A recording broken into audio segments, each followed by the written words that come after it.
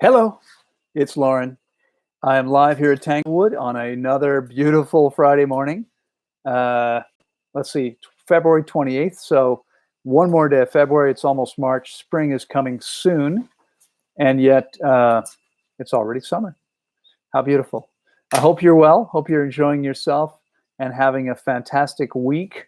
I guess many of you are already into your weekend, depending on where you are. So I hope you're enjoying yourself.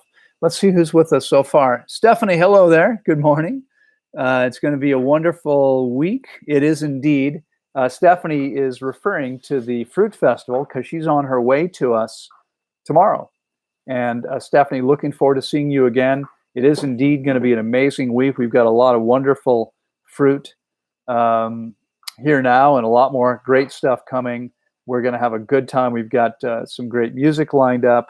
We've got fantastic yoga teacher will be teaching yoga classes every flyers. I'll give some lectures, and we're gonna go to the beach one day. We're gonna go to the waterfalls one day. We're gonna have a chance to hang out, and there's gonna be a bunch of people here. For those of you interested in the project, there's gonna be a bunch of folks here that are interested in or already committed to the project as well. That is the community and that whole big project that we're working on. It's been a big week. We signed 2 contracts this week. We now have title to the land where we're building the community. We're still waiting for the engineers to finish the lot plan. We'll do a road plan. We have a little bit of that work to do, and it's going to be probably a few more months. But hopefully before too long, we'll actually have titled lots available. So super exciting. Some other cool things happening. We signed a contract 2 days ago for the piece where the permaculture farm is going to be. We had a contract there. I missed a deadline while I was traveling, and we renegotiated. It's actually a better situation now. We have more time to complete that. If we don't raise all the funds right away, we have more time now. Hopefully, we're going to want to start as soon as possible. And the other side, so the permaculture farm is 2 sides of a hill. There's a ridge up the center, and then it slopes down on both sides. We've got 75 acres on one side, roughly, and 50 on the other side. I forgot the exact hectares, but let's see, 30. Yeah, one is 30 hectares roughly, and the other one's a bit smaller than that, 2/3 that size. The smaller piece, we will likely be taking title to. It's not done yet. We're renegotiating. We have a contract there already, and the owner is looking for a little bit of cash. So I'm thinking we're going to sit down and talk in the next few days. If we can raise a little bit of money to do it, we'll probably make a payment and take title to that land, which means we could be planting on that site in May when it starts raining, which is super, super exciting. The sooner we get trees in the ground, the sooner we've got a ton of fruit, right? So some very cool things happening there. Yeah, it's all very exciting. And of course, I'm super excited about the Fruit Festival because that's coming right up. So I'm gonna back up a little bit and say hello to some folks. I've got a lot of comments here. A reminder, some of you already know this, Super Chat is available. What this technology, I'll call it, what this enables you to do, make a donation, which allows me to be here every week. And that means I go right to your question or comment. And so, because I mean, unfortunately, there isn't going to be time to get to everybody. It just isn't enough time to do it. That's one way to make sure that I get to your question. So Bendo says, what a wonderful day. Thank you. It is indeed wonderful. I hope it's beautiful where you are. Hello there, Ace. Good to see you. Marike, nice to see you. Redust says, have you known cases where moles disappear after a long fast? Yes, moles will sometimes fall off after a fast. That happens sometimes. I don't know how often it happens, but it does happen from time to time. Remember, with everything, it's really about what's most important to the body. So the body has this incredible intelligence, right? And actually, I have to keep adjusting I probably should just leave it there. I prefer to be taller in the screen, but then I can't read the screen very well. That's the issue with the laptop. It's a little bit, the angle makes a big difference. If your body has a lot of other things that it needs to work on, which it considers more important than moles, it may not get to that. It may not put much attention on those moles. If that's if there aren't so many other more important things to do, in that case, then you're more likely to see that the body put its energy into that. But your body's going to put its energy where it believes is most important. Does that make sense? Laura, hello there. Laura says, good to see you. Could you talk a bit about cooked food addiction? Sure. I mean, I'm not sure how much there is to say, but addictive substances are usually toxic substances that trigger the release of endorphins, particular types of chemicals in the brain that make it feel good. And unfortunately, this happens even though the substances are very toxic to us. So heroin, which can truly destroy you, does the same thing. There's dopamine, and other endorphins, and we wind up feeling really good temporarily, and then feeling terrible as a result of it. And cooked food does exactly the same thing. Cooked food is always toxic to the body because cooking creates toxins and destroys nutrients. So while most of the world will continue to eat cooked food, and many people want to argue about this because they want to defend their own addictions, the simple fact is, I mean, it's no more defensible than alcohol, heroin, or cocaine. Not too many people are going to seriously argue that these things are good for you. I know there's arguments that say a couple drinks is good and red wine, resveratrol is good for you. But the fact is, alcohol is a cellular poison, kills human cells on contact. All these drugs have harmful effect on the body, and cooked food is absolutely no different. Okay, the fact that people don't want to believe this, that don't understand this, that doesn't really change anything.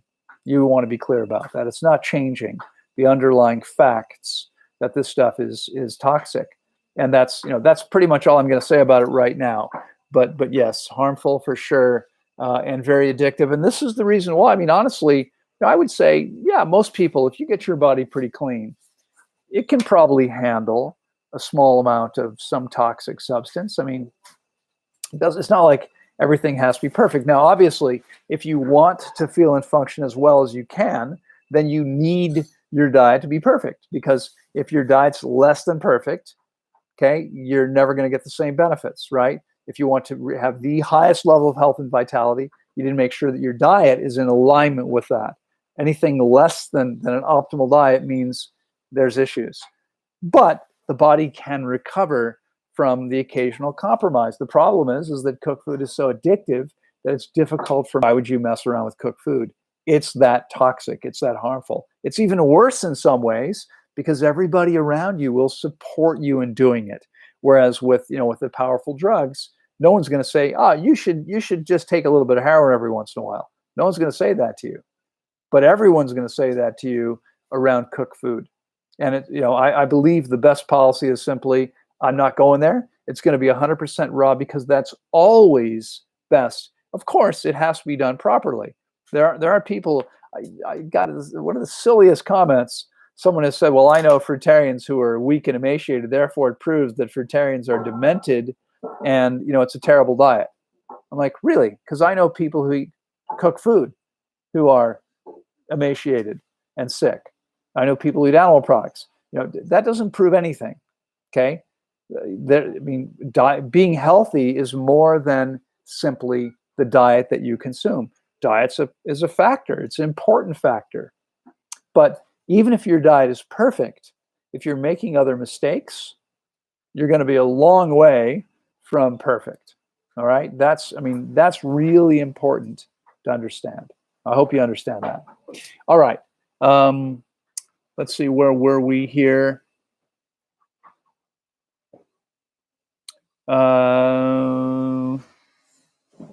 Okay, the question here is, Azadi is asking, good morning, what do you think about one meal a day eaten earlier in the day? Well, I think eating one meal a day is fine, as long as you're able to get your needs met. Important, without stuffing yourself.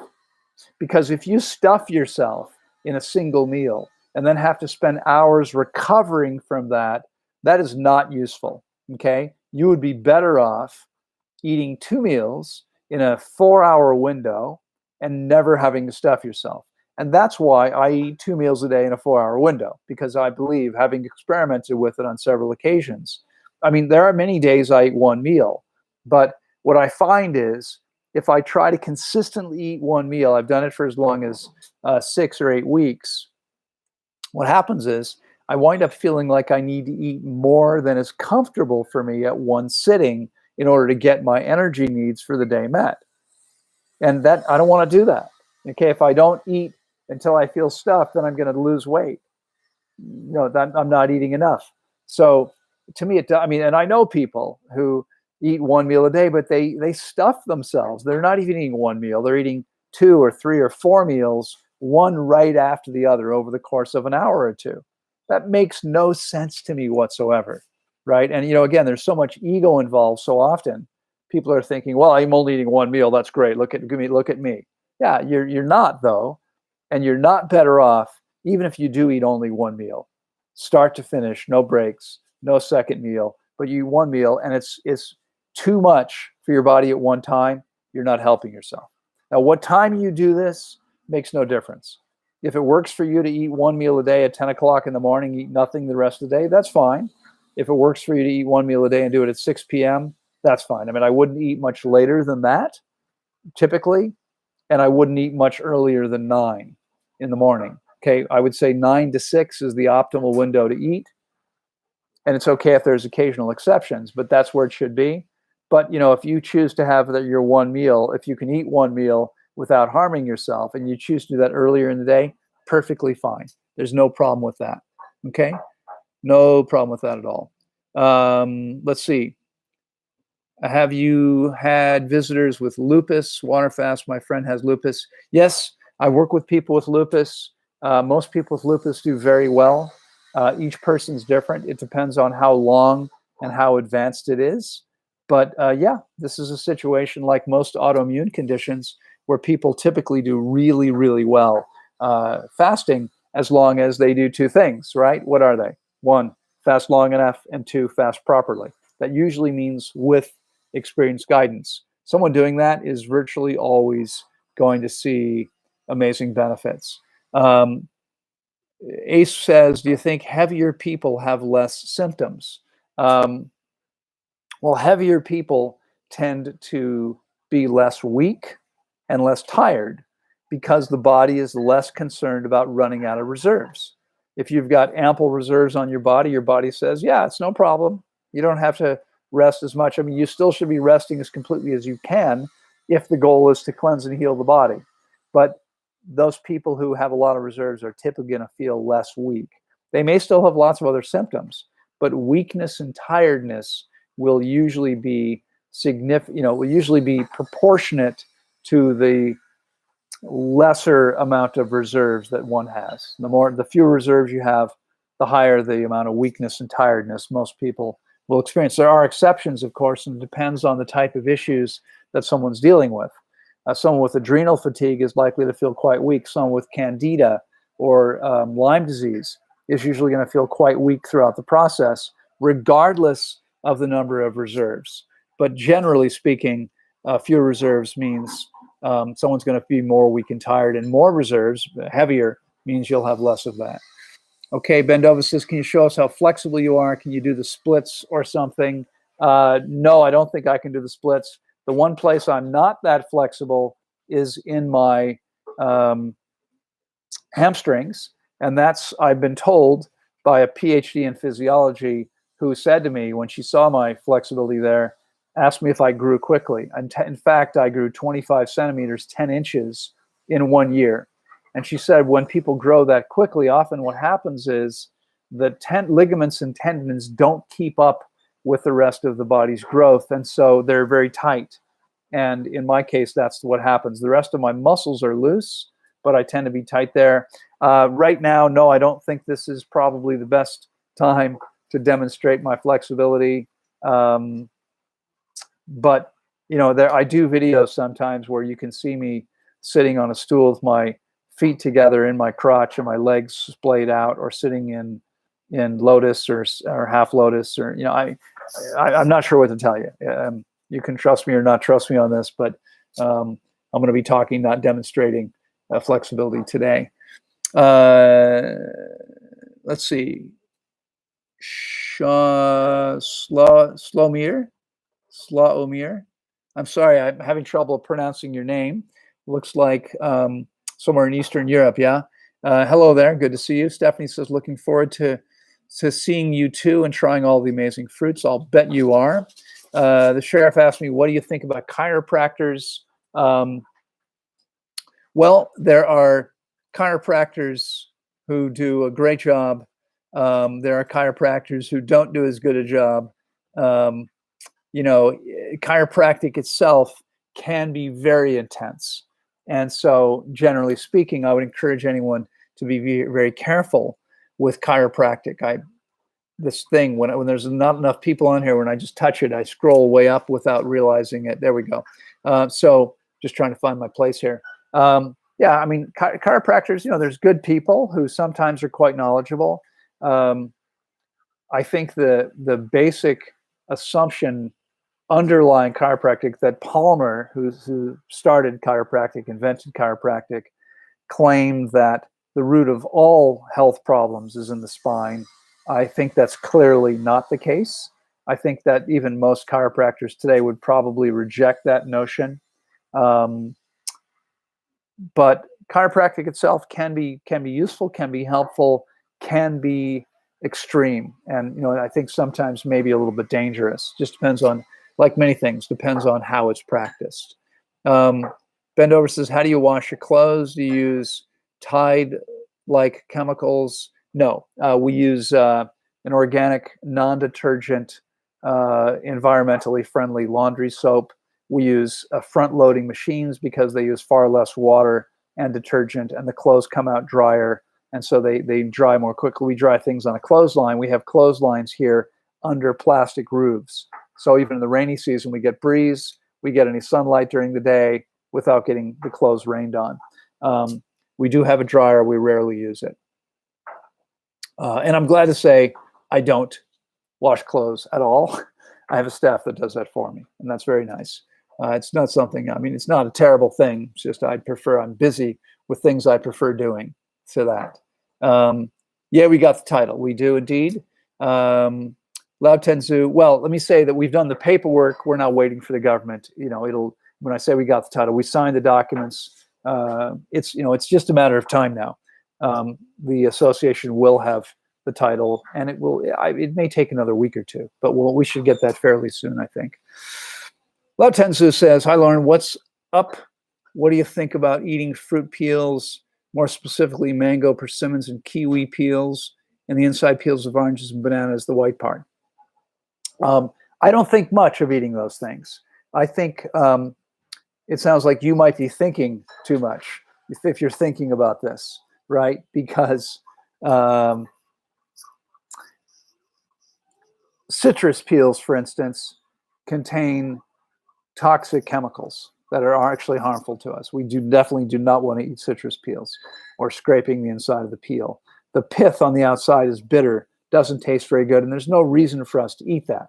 If you watch monkeys who know nothing about nutrition, they will peel off the parts that don't taste very good. There's no reason for us to eat this stuff. Mango peels, some mangoes are very thin-skinned. You can eat the peels without even realizing it sometimes. Most mango skins do not taste good. And I just covered this recently. Not only do they not taste good, but the skin of the mango is covered with a ruchiole when the mango is unripe, and it dissipates as the mango ripens. But if you get a mango that wasn't fully ripened, it can actually burn you. A ruchiole is what poison ivy has that makes your skin blister.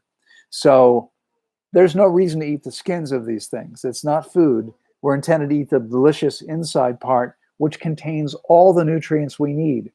People eat skins. The reason for the question, some people eat skins of fruits because they believe they're more nutritious, and these are dense things that contain a lot of nutrients, but we can't digest them very well, so they're not really helping us and they're just a burden on the body. So there's really no reason to consume them. Okay, I hope that makes sense. Let's see. Lao Tenzu says, is there any fruit that's not obvious whose peel we shouldn't eat? No, I don't think so. I think it's usually fairly obvious. You know, things like apples, there's no reason to peel an apple unless it's waxed. You can bite right through the peel. You can chew it up fairly well. You know, it's not easy to peel. It's not something we would do in nature without a special tool to peel it or a knife. There's no reason to peel apples. But kiwis, that doesn't really taste very good, eating the skin of the kiwi. It's fuzzy and it just doesn't have that much flavor. And so much, you know, what I'll do is I'll take a kiwi, ripe kiwi, break it in half, sort of squeeze it and eat the inside part and leave the skin. And it tastes a lot better. I've tried it both ways. It tastes much better this way. Okay, that's all we really have to know. We don't really have to get much more complicated than that. Sharon fruit, no different. Sharon fruit's persimmon, for those of you that don't know. There's no reason to eat the outside of that. Okay, no reason at all. Oranges, yeah, we don't need to eat those either. Yeah, okay, so I see. Here's a heat. I'm not sure if I'm pronouncing your name correctly. I guess that's Hebrew, is saying don't eat the skin of oranges or persimmons. Agreed. And there's many others. But that should be obvious. I mean, don't eat those, but that should be obvious because they don't taste good. Sheer says, hey, Loren, I have knee pain from running that no doctor could fix. It doesn't go away and it makes it harder to run. Would fasting help? Well, it's impossible to say for sure, to guarantee you, but chances are very good that yes, it would, because fasting, when done properly and long enough, allows the body the optimal conditions to cleanse and heal anything that needs to cleanse and heal. Our bodies are self-cleansing and self-healing. These are both biological processes, which means nothing does it from the outside. Nothing can heal you. Nothing can cleanse you. That's something the body does. And fasting long enough and properly simply gives your body the optimal conditions to cleanse and heal. And so we see this all the time, where people have come in with knee pain or joint pain, ankle pain, whatever it might be, and it heals as they fast. In fact, I have an older gentleman here who came in with hip pain. He already had one hip replaced. He's got hip pain. He does not want to replace the other hip. He has virtually no hip pain. I mean, within even a few days, it was much better. In fact, there was another gentleman here earlier this session who came in obese, in his early 60s, if I remember correctly, came in with a tremendous amount of pain all over the body. That pain is gone. Okay, so almost regardless of the cause, I mean, the pain is there to tell you to stay off of it because it's not healed. And the doctor doesn't know anything about healing. I mean, medicine has nothing to do with healing.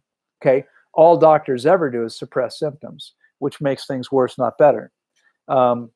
I'm going to take a kitty off the counter, so bear with me for just a second. I hope I can reach him. You should not be in there, buddy boy. So this is Ash. We have kittens all over the place here with me. There's the three of them are running around, but they are now, they've gotten much bigger, and they're now fairly independent. Hello there. They're fairly independent. So actually, it's funny. They sleep outside here on this patio. My office, where I normally am doing these calls from, is right inside the door. And I sit there every morning from 5 or 5:30 and do calls with clients. And at some point in the morning, 5:30 or 6, I'll open the door. They start meowing. I'll open the door, let them in. They get up on the desk. This guy and Chai, the two of them, Chai and Ash, Princess is a little bit less clingy. They will not leave me alone. They're like brushing up against my face. They have a hard time. I think they're a little lonely at night, I guess.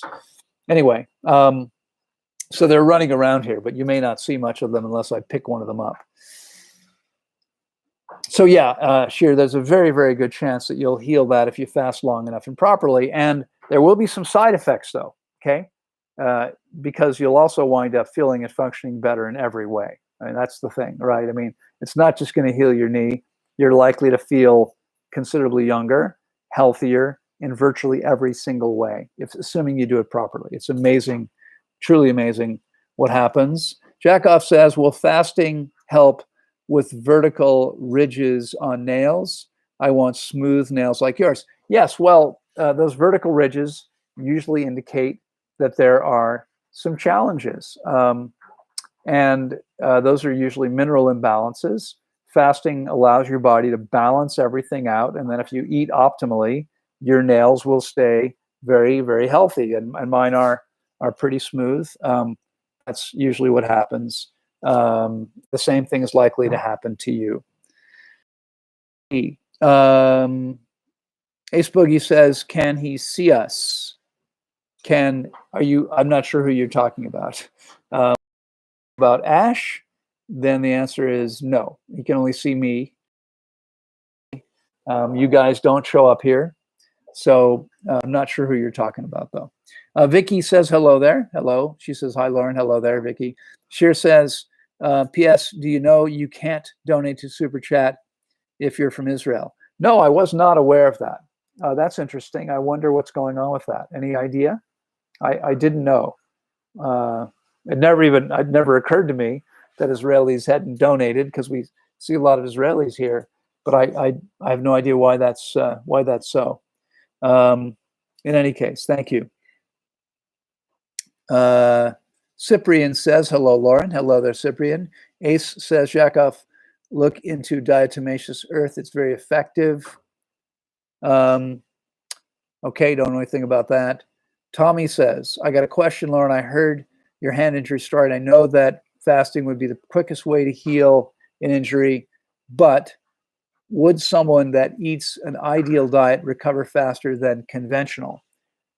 Well, there's a lot of variables there in your question, Tommy. So if someone had been eating an ideal diet for 20 years and then fasted to heal an injury from an injury, yes, they would almost certainly heal faster, because the body would be healthier, would be more vital, would be more vibrant. There'd be a higher level of overall health. There'd be a lower level of toxicity. When the body was fasting, it would have far less to do. It would be able to focus more on healing the injury. When I fast to heal from an injury, my body's not doing much cleansing. I feel perfectly fine when I fast, except for the injury. And so my body's putting its energy into healing just that one, specific thing, whatever it is, the broken finger, the injured, whatever. And so, yeah, it's going to heal much faster that way. Absolutely. The healthier we are, the faster we're going to heal every single time. Okay, every single time. Tico, greetings from Finland, everyone. Thank you, sir. Nice to see you here. I hope you're doing well. Sheer, I can't see the message, so I've got a button here that says I can show it. How often is it okay-ish to eat raw chocolate, nuts, dehydrated foods for someone who never fasted? Well, again, you guys ask some tough questions, right? And the reason it's a tough question is because it depends on what you want. If you want to feel and function like as well as possible, perfectly well, you should probably never eat those things. If the higher your level of health and vitality, the faster your body will recover after making that kind of a compromise. And maybe the more frequently it might feel like it's okay to do those things. But I can't really answer the question because I don't know what it is that you're after, right? I mean, I'll eat those things. Typically, it's only once every several months, maybe, but it varies. And the bottom line is I can't answer the question because it just depends on what's going on. It varies from person to person, from situation to situation. So it's hard to really answer. There's a heat says, Redust, you need a long fast for moles. Fasting reduces inflammation. Sun will make the moles smaller. Dead Sea salt kills moles. Well, Dead Sea salt kills everything. Salt kills everything. Salt dehydrates organisms, and that's why it's called the Dead Sea, because the salt content is so high. Ace Boogie says, good question, moles. John says, Loren, do you have any insight on the involuntary leg spasms of restless leg syndrome? No, I don't really have any idea what causes those. Honestly, I'm not that concerned with what causes most things, because with when we get out of the body's way and let the body heal itself, we don't really need to know, right? Whatever it is, if it's possible to heal, and we see restless leg healing all the time, the body heals it by fasting more efficiently than any other way. And so even if we have no idea what's going on, it's still going to heal, right? Knowing doesn't really change anything. And so although I research these kinds of things, I don't know what's in this particular instance, what causes this. It's not something I've ever really looked into, and it doesn't really matter. So, all right, let's see.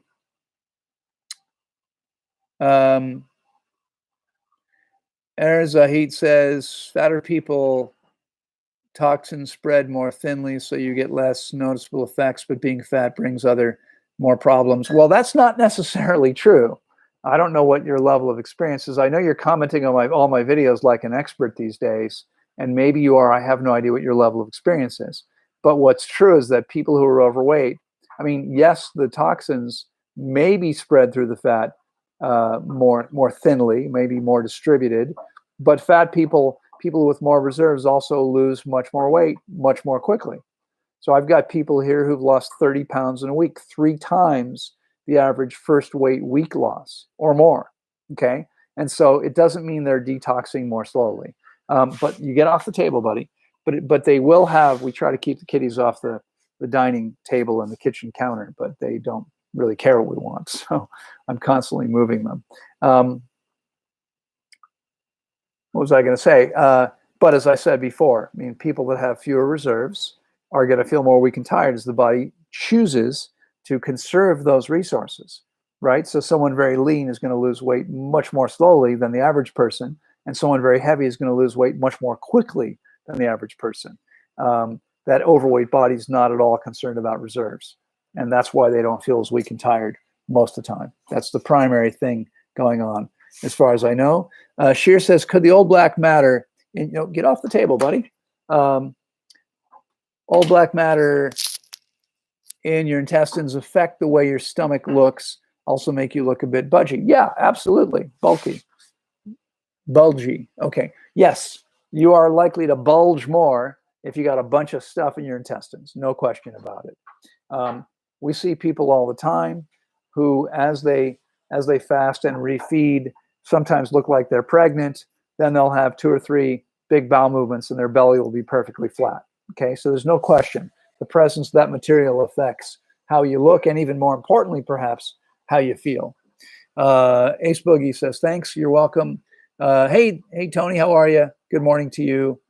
The sheriff, back problems are 99% of the time is something inside your stomach. So chiropractor is a waste of time. Physios are better. Okay. Again, I don't know what to say. I don't know. Yeah, I mean, that's not always the case. I don't, saying 99% of the time it's what's in your stomach is probably not true. People damage their back. There's all kinds of injuries. There's kidney issues. There's a lot of things that are experienced at the back, including lung tumors can be experienced as pain in the back.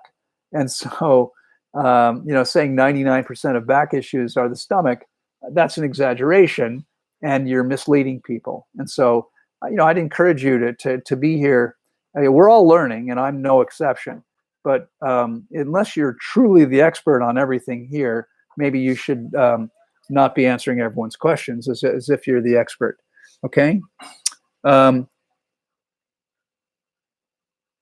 I'm sorry, I lost my place again. Here we go. Could you please talk about gynecomastia, which gynecomastia is where men develop breasts. And I'm not an expert. I can talk about this a little bit. I mean, this can happen. First of all, overweight, women who gain weight have more breasts. I have a volunteer who came back after being away for 6 months. She didn't make the best choices while she was gone, put on a bunch of weight, and got back and said, my breasts are back. Because she has more weight and more body fat, there's more breasts. Breasts are mostly fat. But men who are fat may have, what looks like a breast, but an actual breast is a little different. And this happens because of excessive female hormones, hormone imbalances in the body. And this can happen as a result of consuming things like soy with its estrogens. And there's other issues as well. I'm not an expert. Fasting can allow the body to balance hormones. As I understand it, once this breast tissue forms, it's not so easy to eliminate. Now, again, I don't really know if that's the case or not. This is what I understand to be the case, but I'm not an expert there. Oh, I see we have a super chat. I'm sorry, I'm not sure how long this has been there. I just hadn't noticed it until now. Let me click on that. So, oh. Now it appears I see CA, I guess, is that Canadian dollars? $10. But I'm going to scroll down because I don't see a question. Nothing happens when I click on this. There we go. Here we go. So this is Leah, who has made a donation of $10. Could fasting cause the body to reject existing dental implants? That's a really good question. It's a question a lot of people are concerned about. If I have implants in my body, is fasting going to make my body reject them? And they could be implants of any kind. We have never seen, we've had many people with dental implants. These are posts where they drill a hole in the bone, in the jawbone, where there's a missing tooth. They'll put in a titanium or cubic zirconia post with a false tooth on it. And that's one way to do a false tooth. The other way is with a bridge where it's connected to the teeth on either side. We've never seen anyone's body reject any kind of an implant, whether it's a dental implant, it is a breast implant, or a butt implant, or anything else. We've seen other things, something I don't really understand, but no, I mean, the body may recognize these things as the foreign substances that they are, but it doesn't seem, we've never seen a problem created as the body seeks to reject these things. The same thing goes with pacemakers, little clocks inserted in the chest. These things don't seem to create problems. So I don't think you need to worry about that if that's what's going on for you. Okay, I'm going to scroll back up and see if I can find where I was before. Let's see here. Okay, there we are. The question is, I see we're running out of time. So I'm only going to be able to take another question or two. Can you talk a little about SIBO? How long should one fast for getting rid of it? Thank you for everything and best greetings from Cologne, Germany. Thank you very much. Looks like Sinan. Yeah, so SIBO, small intestinal bacterial overgrowth. It's an interesting situation because this is something, it looks like a lot of other issues. It looks like a lot of digestive tract type problems. And yet, it's something that was, I think coined or discovered just in the last few years, half dozen years or less. And now everyone's got SIBO, right? Everyone's got this issue. And this happens over and over again, right? These things come up and everyone's sure they've got it. I'm sure most of the time they haven't actually been diagnosed with it. They're just looking at the symptoms and they know someone who's got something similar. They assume they've got the same thing. Maybe they do, maybe they don't. It is, is it real? Yeah, perhaps. There can be an overgrowth of bacteria in the intestine and maybe an overgrowth of bacteria that don't belong there. But that happens because the bacteria aren't the problem. The problem is the conditions in the system that attract the bacteria, okay? Again, bacteria are nature's garbage men. If we have the garbage that they want, they're going to show up. The key is to fast long enough and properly. The question was how long that is. Generally speaking, at least 21 days, and probably better 26 or even 30 days. With me, that's a 5 or 6 week process. We see this eliminated every single time. And we're not measuring anything. I'm not even sure if there's really a problem. But the people who come in with symptoms of SIBO leave feeling and functioning perfectly well. I have a gentleman here. It's a slightly different situation, but a young man here now who came in with some pretty serious issues in his digestive tract, issues of the colon. And at one point, while still fasting, he did a 26-day fast, and he said to me, what happens if I can't eat? Because he had trouble eating before, and he was losing weight, and he, no matter what he ate, he felt terrible. And I said, what do you mean? He said, well, what if it doesn't heal? I was like, what do you mean? I mean, you're healing your body right now. That's what's happening. The body is self-healing. As soon as you get out of the way, it begins healing. If you do it properly, right? It makes a difference. But if you do it properly, he's now refeeding 9 days. Today's his last day. We close tomorrow morning, and he's sticking around for the fruit festival. But he's eating 4 times a day, feeling amazing, eating a lot of food, being physically active, and feeling incredible and better than he's felt in a long, long time. That's what happens. Okay. The body will heal virtually every single issue when it's done properly, with fasting done properly. It's amazing what happens. Folks, I have to get going. I'm sorry, I've got a lecture and a couple things I need to do before the lecture. So it's been a pleasure being with you. Yeah, I mean, you're now too late for the fruit festival. I mean, I guess you could still come. It starts on Sunday evening. It's going to be amazing. We do still have a little bit of space available, and it's going to be an amazing event. It has been every year. This is the 4th one. We'll have probably around 50 varieties of organic fruit. We'll have some amazing things. And if you can get here, you should be here, because you'll be blown away by the quality of the fruit, by the quality of the experience, by the beauty of the place, the fellowship of the amazing people who come for this event. It's going to be a fantastic time. If you can't make it, I'm sorry you'll miss it. I hope you'll plan on joining us next year. We will probably begin, we'll get the website up for next year sometime in the next couple months, and we'll be offering a discount on next year's program, maybe as early as next week. So we'll see about that. I'm not sure about that. I'm not sure. Friday morning, I'm going to try to be here. It's breakfast time, 9 o'clock at the Fruit Festival, and I don't eat breakfast, so I'll probably be here for at least a short version of this live recording from the festival. We don't have Wi-Fi on site. If we did, and not much cell signal, I would broadcast maybe from the dining area.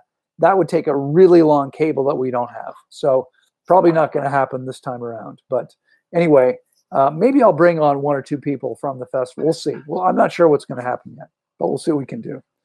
Maybe what I'll certainly do, if I don't broadcast live with other people, is we'll be recording people and their experience at the event, and you'll get a chance to see how people are doing. So great to spend the time with you. I'll look forward to seeing you again next week. Hope you have a fantastic weekend and a great week.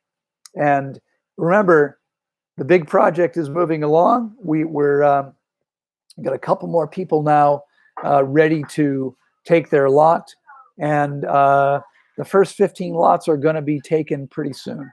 So if you're interested in joining the project, this would be the time to get involved. Okay? Take care. Have a great week. I'll see you next time. Bye-bye.